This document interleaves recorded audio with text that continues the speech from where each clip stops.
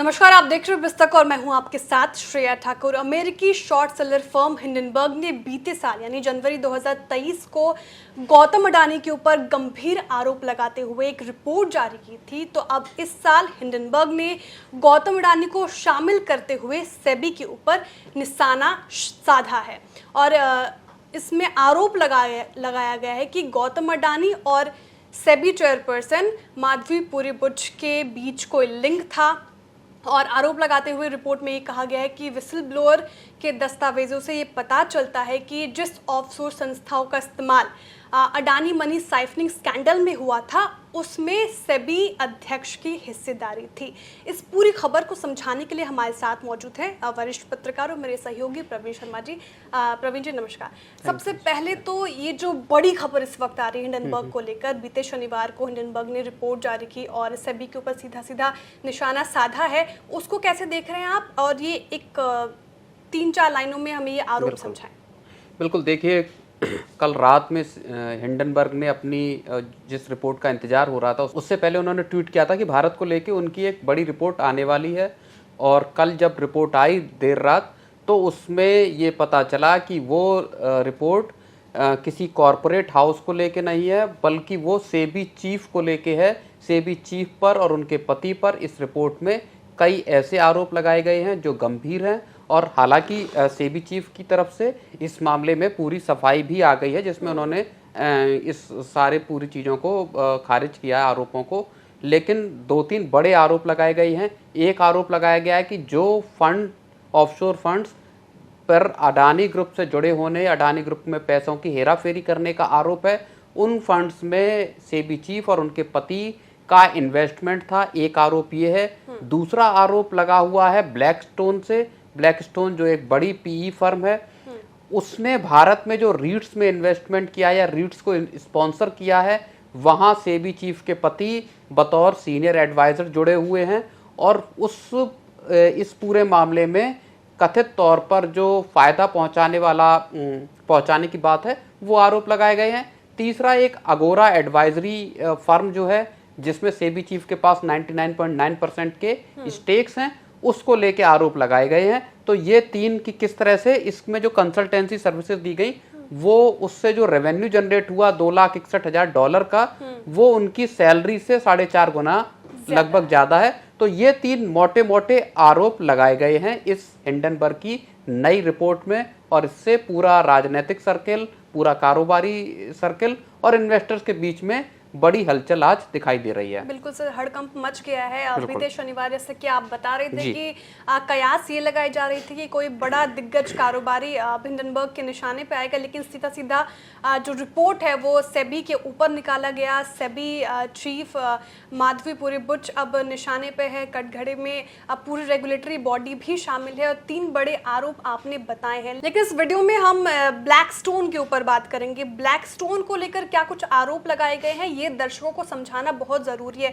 Sir, Blackstone का जिक्र आरोप में क्या हो रहा है, इसको आप थोड़ा समझाएं हमारे दर्शकों को। देखिए, ब्लैकस्टोन जो दुनिया की बड़ी पीई फर्म्स में है, वो भारत में जो रीट्स हैं, रीट्स का सबसे बड़े स्पॉन्सर्स में शामिल है ब्लैकस्टोन। भारत में जो 4 रीट्स अभी लिस्टेड हैं उनमें से ये जो रिपोर्ट आई है उसके हिसाब से ये कहा गया है कि उसमें से 2 का स्पॉन्सर ब्लैकस्टोन रही है।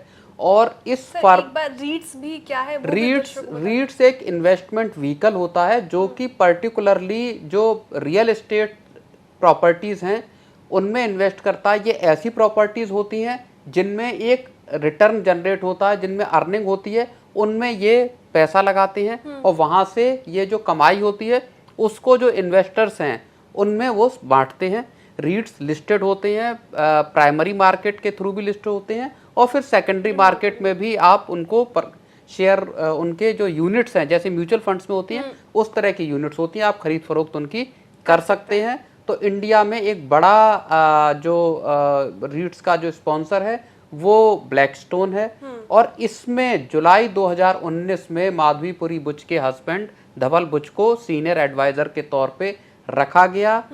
हिंडनबर्ग की रिपोर्ट में ये आरोप लगाए गए हैं कि जब से धवल बुच को रखा गया उसके बाद से जो सेबी है उसने कई ऐसे प्रस्ताव लाए और उनको अप्रूव किया जिनसे इनको फायदा होता है। ये बड़ा आरोप उसमें लगाया गया है। इसमें अगर हम डेटा की बात करें तो जो हिंडनबर्ग ने कहा है उसमें उन्होंने ये कहा है कि तब से 7 कंसल्टेशन पेपर सेबी लाया, 3 कंसोलिडेटेड अपडेट्स लाए गए, 2 रेगुलेटरी फ्रेमवर्क्स और नॉमिनेशन राइट्स फॉर यूनिट्स। ये बदलाव सेबी ने रीट्स को लेके किए और इससे सीधे तौर पर ब्लैकस्टोन जैसी फर्मों को फायदा पहुंचा।